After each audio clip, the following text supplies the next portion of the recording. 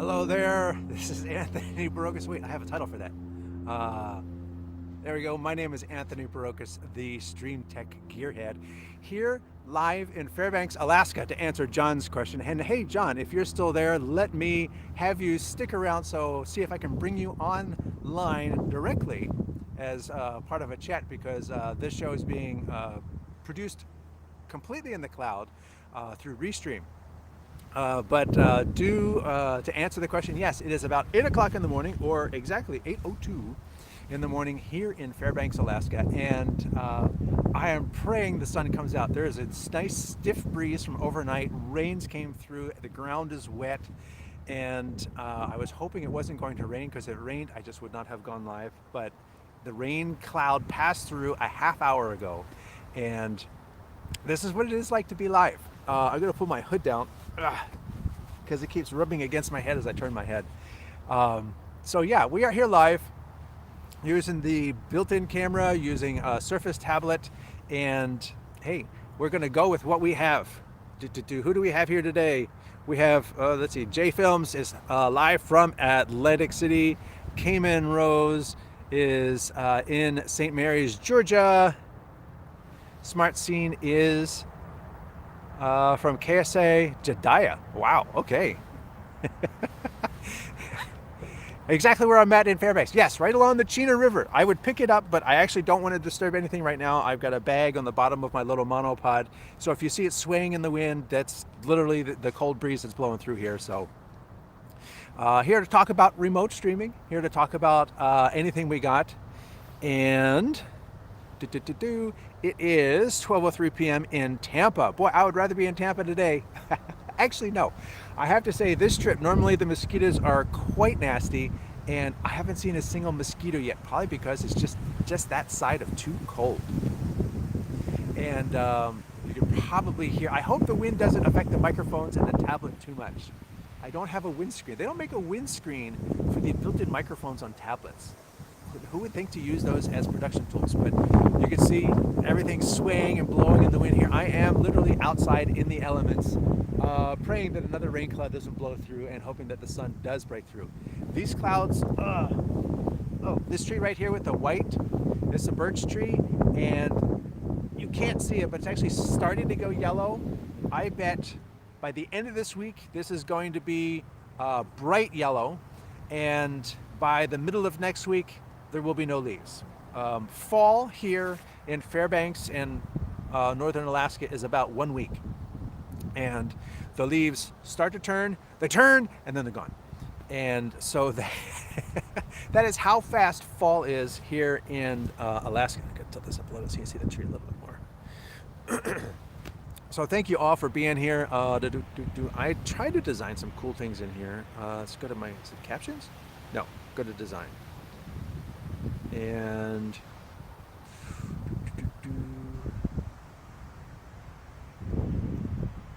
yep. Oh, QR codes, that's what it is.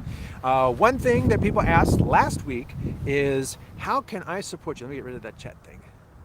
One thing last week people asked, how can I support you? And I put it in this week. I have a little, oh, now it's flipped. Patreon. I set up a Patreon, Patreon. Yeah, I say that right. That's a hard word for me. And so if you are interested in joining, and I'll try to be setting up memberships on YouTube too, but it's a little bit more elusive than I anticipated. But I do hope to have that set up as well. But right now I just have it on Patreon. And if you want to, I think this code right here will enable you to join the stream as long as Restream didn't rename or reposition the code. So John, hey, shoot that code. And we'll have some conversations today. At least we'll try to. My reception on this end, because it's a tablet and I'm out here in the middle of a field, is a little choppy sometimes. Ooh, look at that, it's got a little glow on it and everything. Yay, Restream. So we're gonna give that a try. I'll take that Patreon off, and hey, we'll see who pops into the studio, and go back over to chats because I can do that. Ed White is in North Las Vegas. Robert is in Seal Beach, California. Bob is 92 degrees at 9 a.m. on its way to 107 degrees. Yeah. Well, okay, yes. I am glad I'm not doing 107 degrees today because, whew, yeah, it's only going to go up to 50. Right now it's about 43 and breezy. So I've got multiple layers on just because I'm sitting. If I was walking or doing something, it would definitely be, hey, this is a very adept comment. Why don't you set up near the museum? That's a pretty good arch moose antlers. Yes, they're actually right over there. But I did a site visit yesterday, and the Wi-Fi peters out. It doesn't reach. So right where I'm at is closer to, for whatever it is, I have good internet right here. If I go back to the other side of those so I can try to get the creek, it peters out again. So there's a lot going on with the Wi-Fi here. And this spot was the spot that has the good Wi-Fi, and that's why I'm not set up over by the antlers. But those would be very cool to see. You know, I can't even, actually you can't even see them from here. But, boom, boom, boom, boom. Do I still have that QR code up? I don't think I do. What is that? What is that? Well, it's showing me I have a QR code. So, hey, this is, did anybody try and shoot this code and see if it joins the stream? You know what? I'm going to try to shoot it too on my own phone. Spin this around. Zoom in if I can't. Oh, I can't.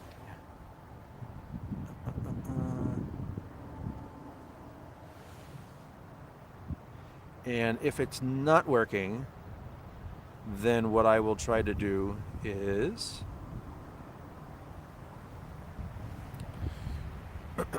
Cam 3, join stream. Let's see if I pop up into the stream here. If not, I may need to grab the invite from this event and try it again. Yeah, I'm waiting on host. So yeah, that's not, sorry about that. That code is not working. So what I'm going to do is I'm going to remove that. Go away. I'm going to trash it, remove from list, yes. And then because you can invite, copy this, add, control, paste.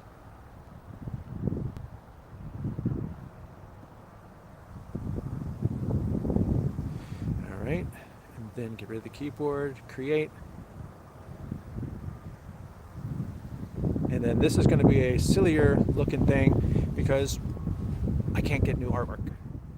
So, 3. Oh, I have 3 QR codes? Interesting. Maybe that's what it's saying. I have 11 people here. Thank you very much all for joining me on this remote adventure here in Alaska. I am in Fairbanks, outside of the Thompson Cultural Visitor Center. Yes, I have to read it. And behind me is the Chena River, which is flowing all through Fairbanks. And this code right here is hopefully to join me in this show. And I'm going to test it again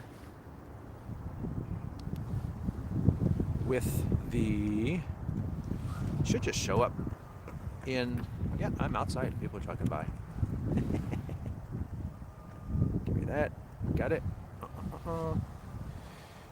And if it doesn't work, boy, have I got some stern words for Restream.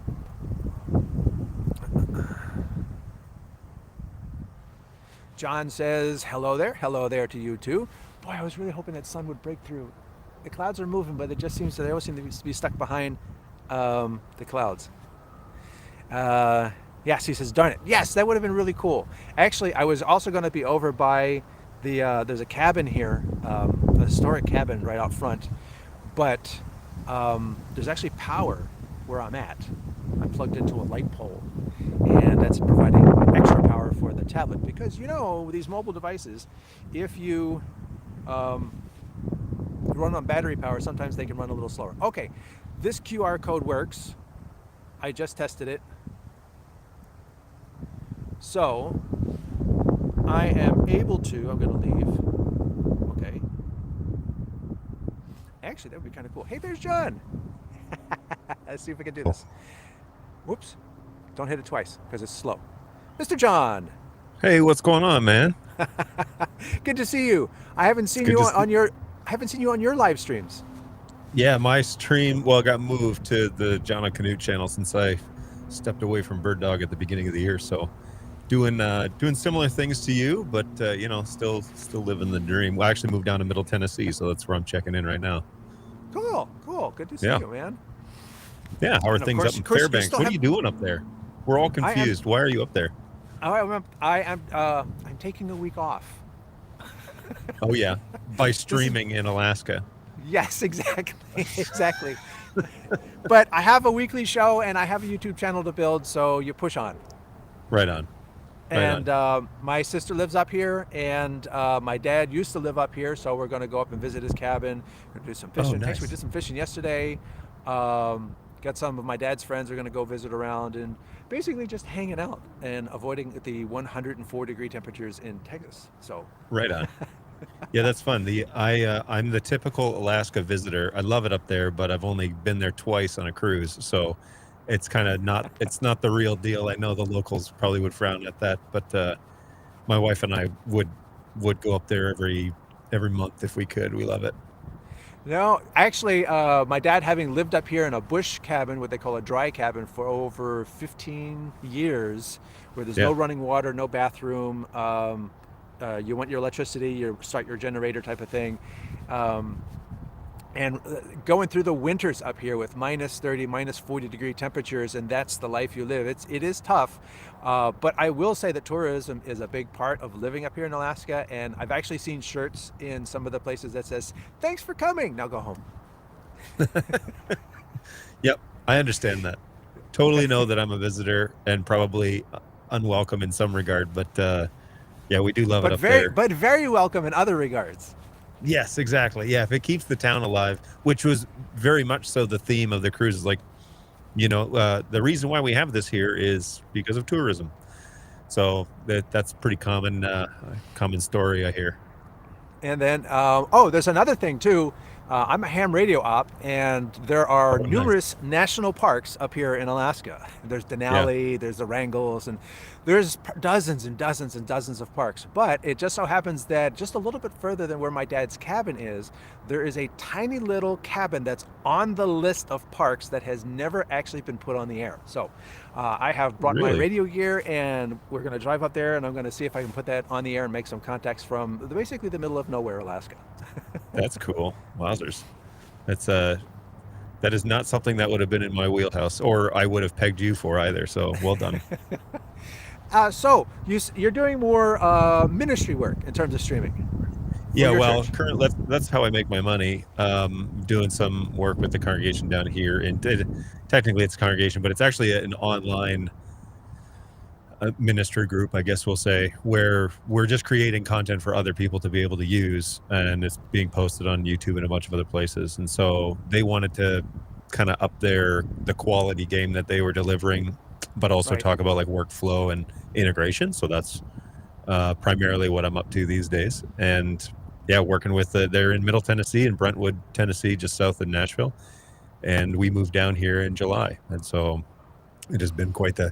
I'm actually there's you can't really see it, but there's a lot of boxes behind me, and we're still I living was out of going to say, boxes if to you some just degree. moved in July, you're probably not completely unpacked yet. Correct. Yeah, I keep telling people like maybe by Christmas we might feel like we're unpacked, but my desk is like it's just covered in stuff. There's boxes everywhere. The camera angle is very purposeful, as we know with streaming. You make everything behind it look pretty, but there's a Home Depot box right over my shoulder. So yeah, we As long as it's fuzzy, it's set design. e- exactly. It's definitely like just blur it out with the 50 mil and we'll be all right. So that's what I'm up to.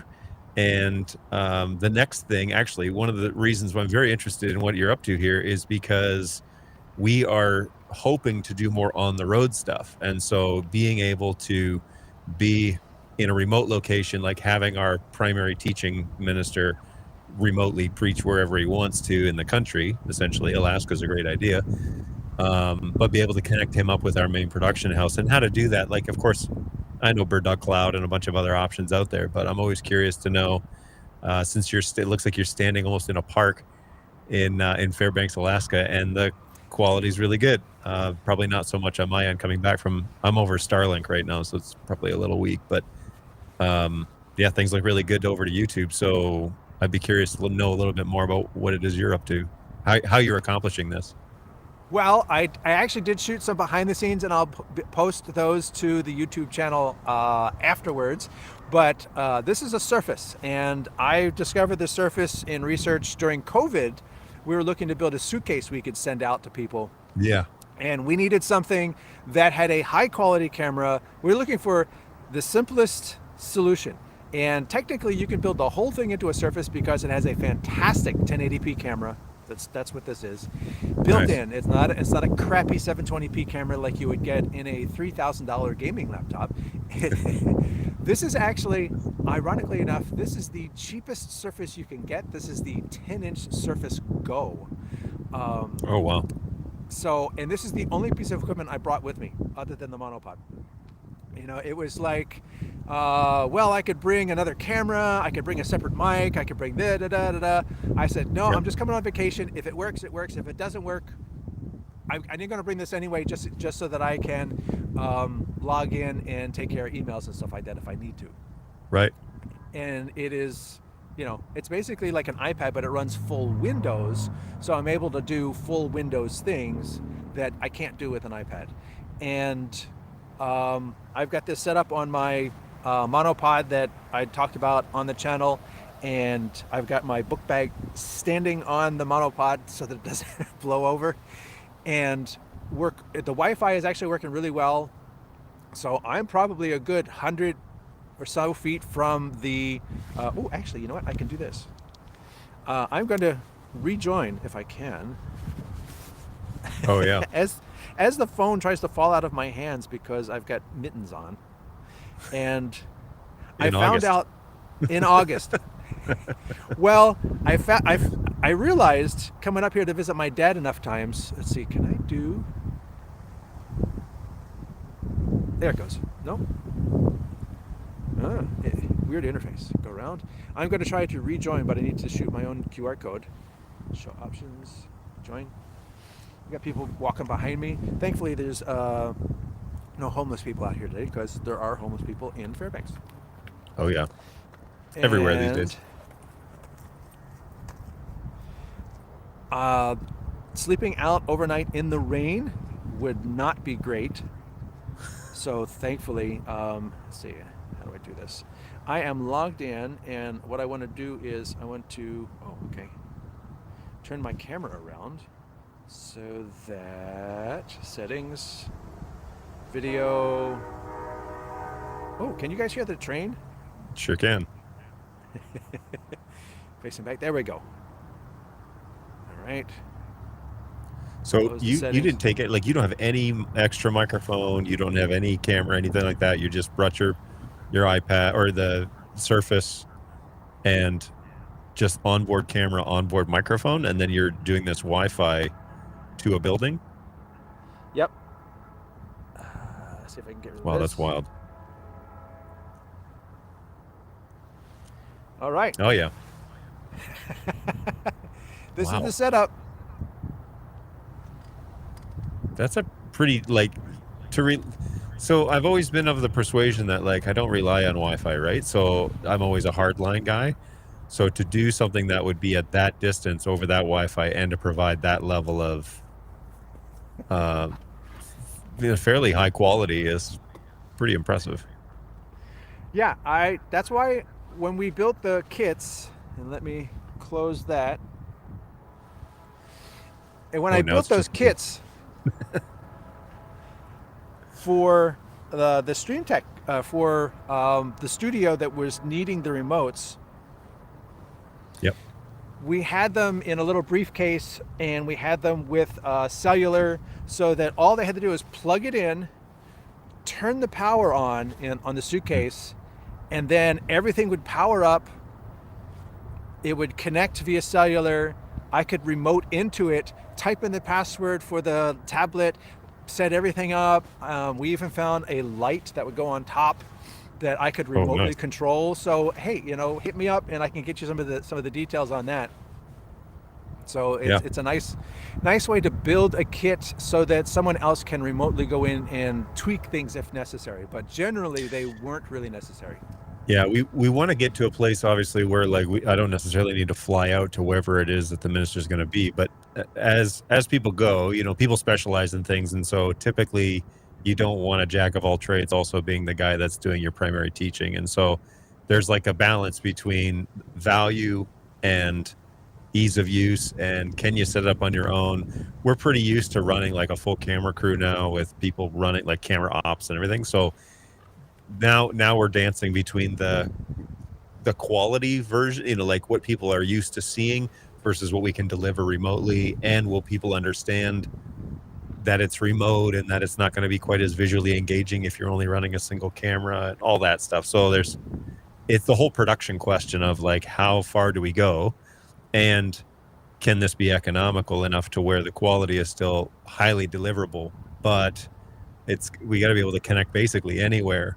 We've been looking at a lot of options of like, so doing cell phone like bonding SIM cards and things like that, just Yeah. because we've got to be able to stream. We have to go live at a certain time every week. So what do you do with that? And we just haven't pulled the trigger on it yet. We haven't like officially tried. So I'm always curious to know what guys are doing. So you go directly up to Restream from here? Yes, I'm actually looking at the Restream web interface. Cool. And I had some conversations with them because, the way one would expect the technology to work. You That's set up loud on the for train me. tracks, apparently. Yes, the train goes through town. So when you say Yeah. you're doing a live remote in Alaska, you are subject to whatever happens. It is whatever it's going to be. So the interesting thing is, Restream and other cloud solutions tout that everything happens in the cloud. You're just looking at a web interface and you're watching the stream come down. But I found, and this is also because I am using a very low-end Microsoft tablet. I don't have an i7, I don't have an i5, I have an N something processor in this Go. But for some things, it even runs the basic HD version of vMix fine for purposes I use in the studio. Yep. And I found that when I played the pre-show video, which I don't know if it was nice and smooth for all the viewers, but for me, it was jumpy and glitchy as all get out.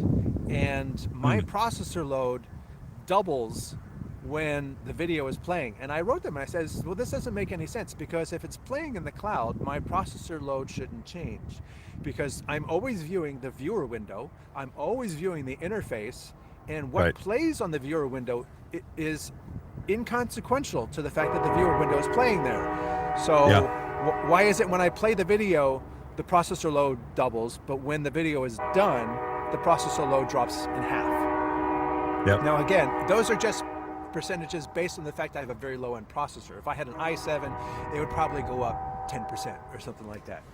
Right.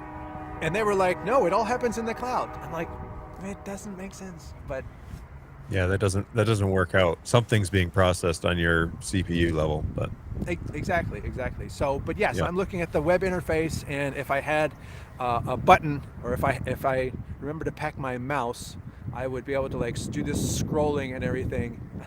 Sure. Oh, guess what? Is that NDI John? Back from the dead. Somewhat, yeah. I was a Bird Dog John for a very long time, for about 5 years. So I'm still around, still alive, just not streaming on the Bird Dog channel anymore. Well, hey, I have the StreamTEK channel, and you're welcome to be a regular creating some content on the StreamTEK channel. That'd be cool. Let's see. We got another question here. Why are you in Alaska? I'm in Alaska to visit family. Jimmy Talks Tech says, been using the Surface Pro 4 and 5 as content devices, slides, VT, for years. Great devices for this kind of thing. They really are.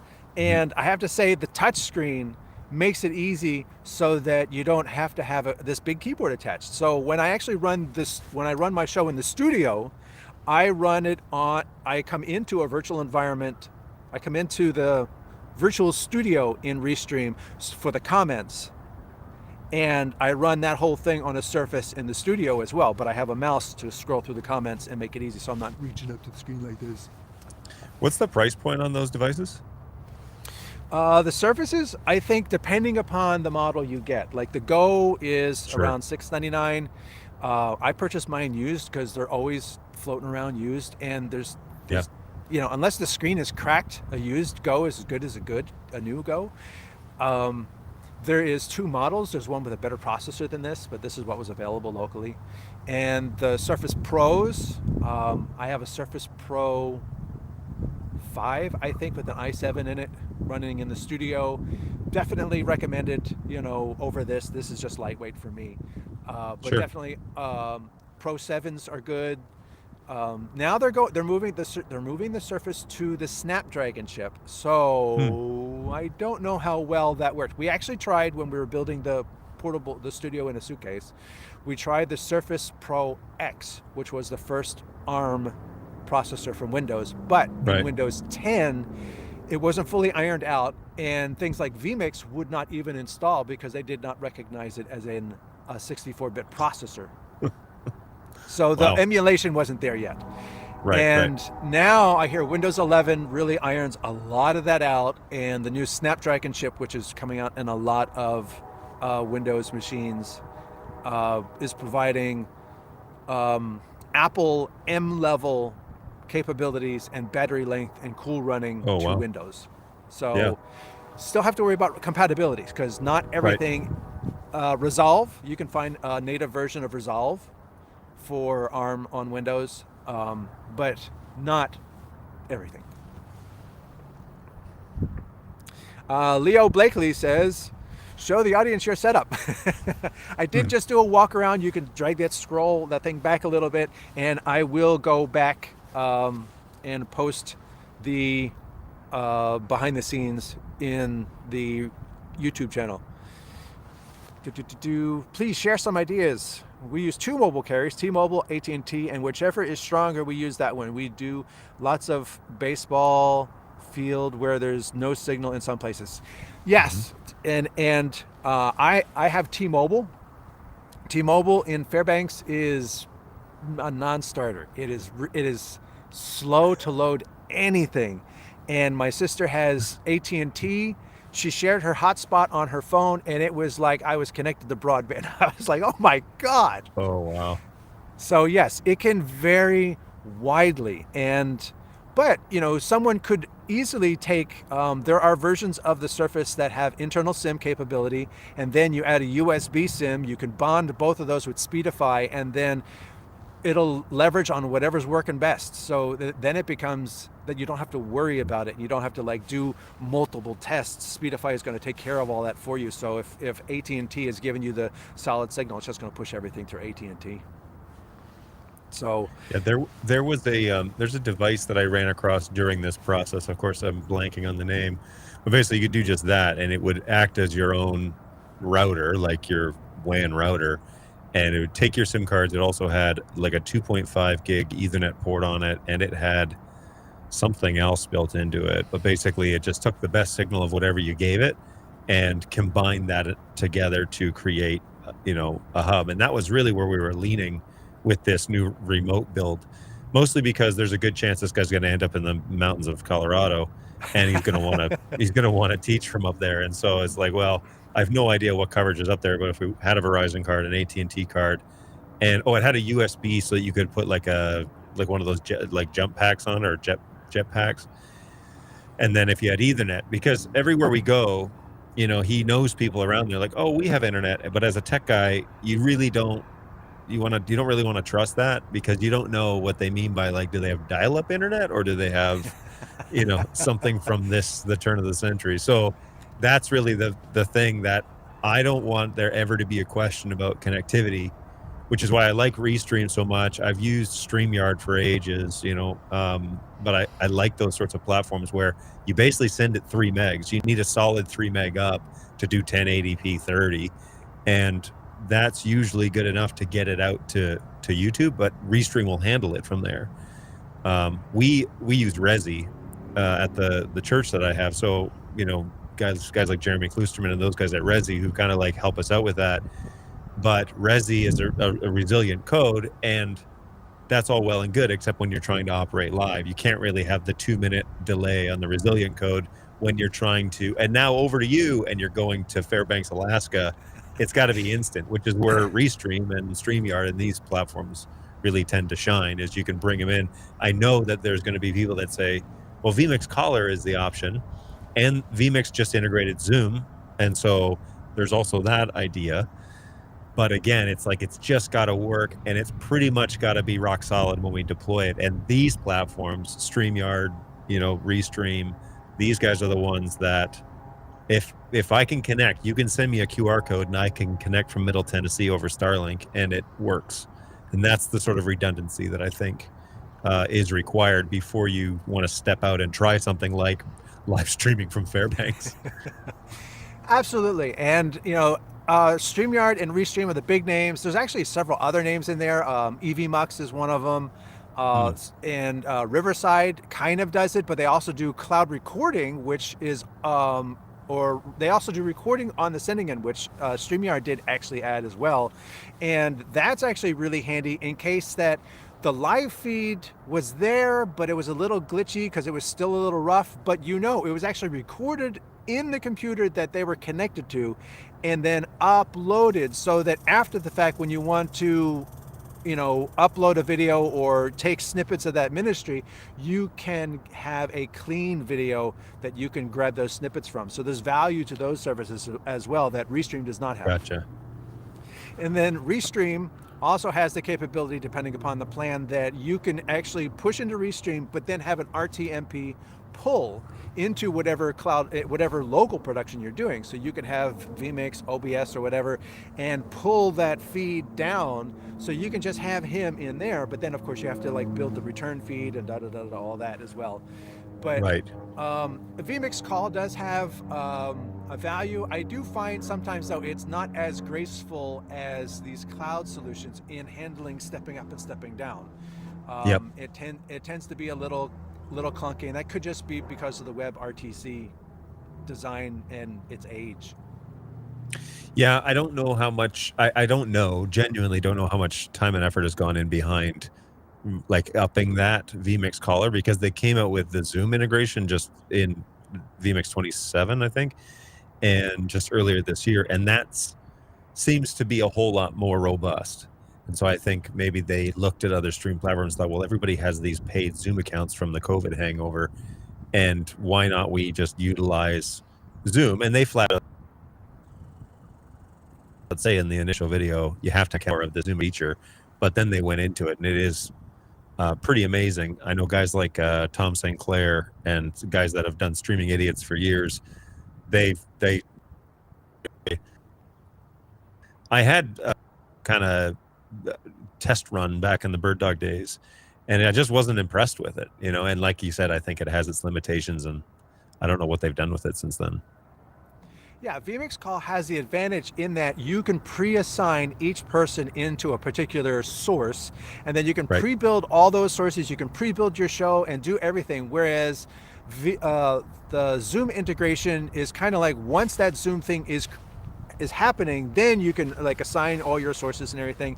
I think though, over the course of time, they will find a way to make it so that you can pre-build everything. And based on this is where the first caller will be, second caller will be, third caller will be, and things like that. And you can build your multi-sources and whatever else you want to build. Yep. And have it so that once that call is connected, it would be great. Once that call is connected, everything just pre-populates. Right. And as people come and go, because people don't show up until, well, I'm not available until 11:30. So it's like, well, show up when you can. Well, with Restream, I just pop up on the, in the studio, and then you added me. So I didn't necessarily need to be there, although we didn't check audio and video stuff. But other than that, people can kind of come and go. Whereas you're right, when you're in a production and you're paying for vMix on that level, and Zoom, I guess, for that matter, then you may, you need to have that flexibility before it becomes super useful. Right. And also, you make a good point. There's this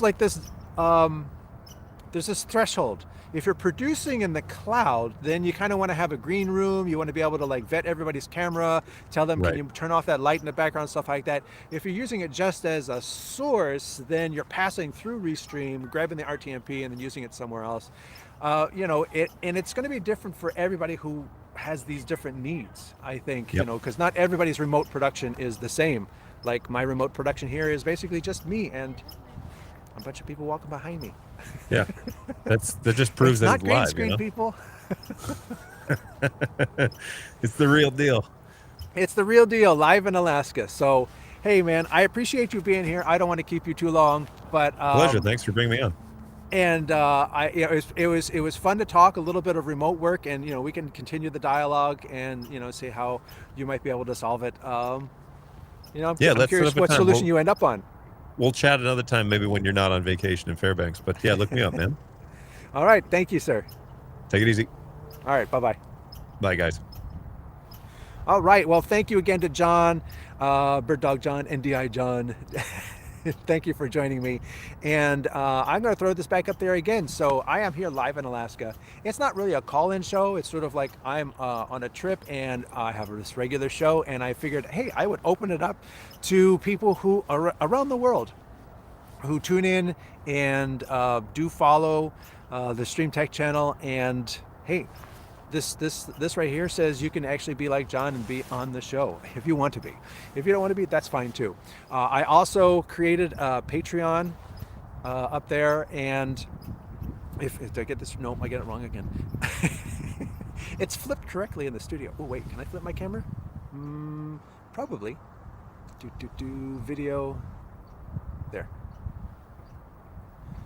So now if I go like this, it's correct. Yes. And I think that's right. Yeah, the bush is over here. I don't know why it was the other way. So yeah, the camera's over here, the bush is over here. The crow that was mocking me was over there.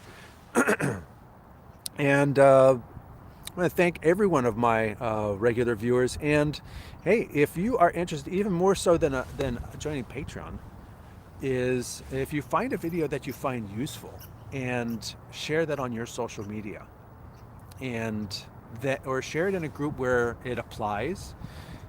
Somebody's asking a question about the Mage World Director Mini or the OBSBot or the YOLO box or NDI. I've got several videos on NDI. If you find any of these videos useful and you share them to other people who may not know about the channel, then that helps me out as well, because it's about reaching people who don't yet have the solutions and don't yet have the knowledge. That's really what the channel's for.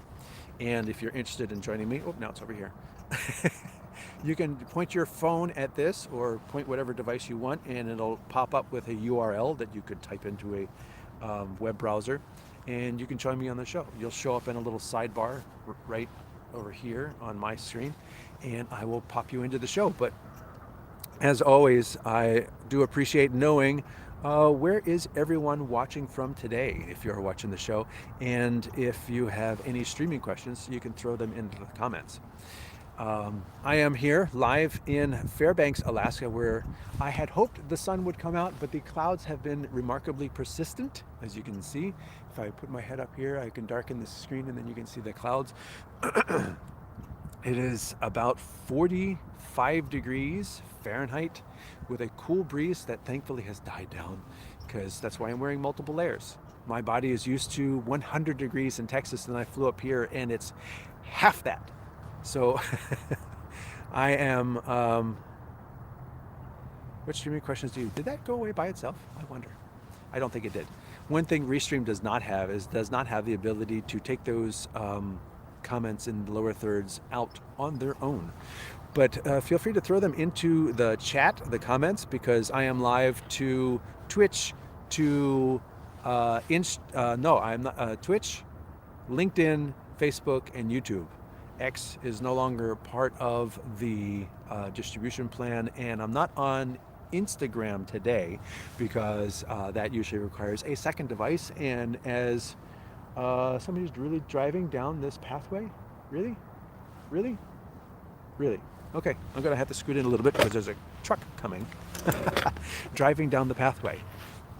And We are here live talking about live streaming from remote locations, and my setup today is a Microsoft Surface tablet. He is really going to drive down the walkway here.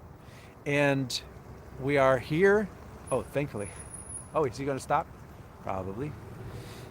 And thank you, sir. He didn't drive behind me. He drove across the grass. It doesn't take a lot to do live streaming technically, but it takes a lot of understanding of the tools and a lot of understanding of the technology so that you can apply the right tools and get things to work smoothly. So, coming out here yesterday on a site visit with my tablet with the exact tools that I'm going to use to the exact location I'm going to be, and to test out and also to ask permission that I could be here on their property using their Wi-Fi, and they said, yeah, absolutely yes. And so that I could properly assess what was available. Would it work? Did I have enough upload bandwidth? Was it reliable here? And as someone asked earlier in the show, well, there's this cool thing way over there. Should you, can you go and you set up over there? Actually, I walked over there and the fall off of the Wi-Fi signal was dramatic. And the signal by that cool antler display of caribou antlers was not usable for a live stream. So that is where I am set up where I am today. Is because this is where the Wi-Fi was actually reliable. G Brady Media says, are you using vMix right now? No, I am actually in Restream Studio. But as what I was talking with John, as was mentioned, Restream Studio is one of the cloud production platforms. I don't mean, this is not a paid ad for Restream. It is something I have a license for. There's also StreamYard. There's also OBS. You could do these things in OBS. Cloud Ninja, OBS Ninja, or whatever it is. And Riverside and EVMux, and there's a couple others as well. And they all enable you to do this production in the cloud. So I have a tablet, I'm looking at a web interface, I'm using the built-in camera, the built-in microphones, I have a headphone in my ear, which is how I was able to hear John and not have that audio come back in here. But since I'm outside and I don't have a close body mic and an audio mixer and all this other stuff, when a train goes by, you hear the train. When it's windy, it probably blows across the microphones. When the crow was laughing at me at the very beginning of the show, you probably heard that too. So that is the extent of my kit. Although I did add a monopod, and I am plugged into the light pole because the tablet would have run out of power by now. Especially doing something as complex as this, because when I am streaming, I am using this small tablet at basically 50 to 100% depending upon what's going on the screen, and that would suck the battery dry in this small 10-inch tablet very quickly. So. And it's not an ARM tablet, it's not an M1 or an M4 and whatever, M16. So that is what I'm using right now. John says, wishing for sunny weather in Alaska is a bit optimistic. This week, yes. But, wait, can you see it? Can you see it? There's a glimmer of sun in between two clouds. It's probably going to go away in about 10 seconds. This week, it rained all day yesterday, and the rest of the week is forecast 50 to 80% rain. Today is single digits. And it just so happens that I always stream on Tuesday anyway. So that worked out very well for me. And if not, I would have been inside. If it was raining, I would have tried to do it inside the building, although they have tours and everything. They did give me permission to do it inside the building, but they says there's numerous tours and they go through the building and there's going to be all the sound, and I can't control the building, so I would be subject to what happens inside the building.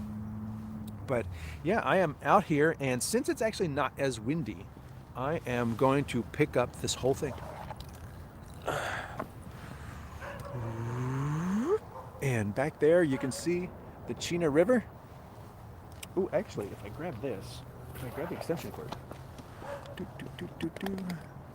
There you go.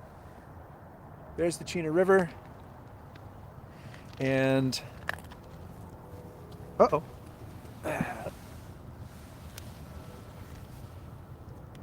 Let's plug that back in. There's the building. that is providing my Wi-Fi. And again, I am not using cellular. I am just using a Microsoft Surface Go 2. They've since come out with a Go 3 that did not upgrade the processor. They've come out with a Go 4, I think. And this is the lower end processor of the Go series. And there's one with an i3, and there's one with the N processor, which is very low. And that's what I have. Eight gigabytes of RAM, and you can see there is the pathway. I am really outside. And morning. I am on the pathway of life. And people are walking by with their dogs and everything. That's very impressive, as your output is much better than John's. Well, it's... Yeah, I don't know how Restream muxes different sources, but John was on Starlink, and yes, his signal was did actually have a couple dropouts. But you know, you're shooting up the satellites. I'm not doing that. I'm only receiving Wi-Fi from 100 and some feet away. Although I will say that I do not see an external Wi-Fi antenna on the building serving this outdoor grassy area, which obviously is designed for public events. It's very low and flat and has large open areas and some seating. So it's designed to be filled with people. So they may have designed into the building infrastructure an external antenna that I just cannot see that is providing a very strong signal out here.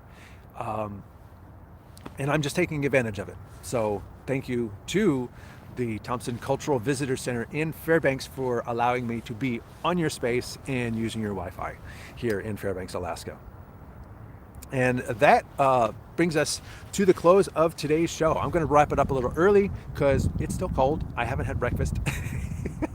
It is about 8 in the morning here in Fairbanks, Alaska by the Chena River. And I thank you all for coming to today's short but live outdoor adventure show. If I take my headphones out because I'm not talking to anyone. This is it. I got nothing. I even brought a folding chair. There's my studio. There's my studio for today's show.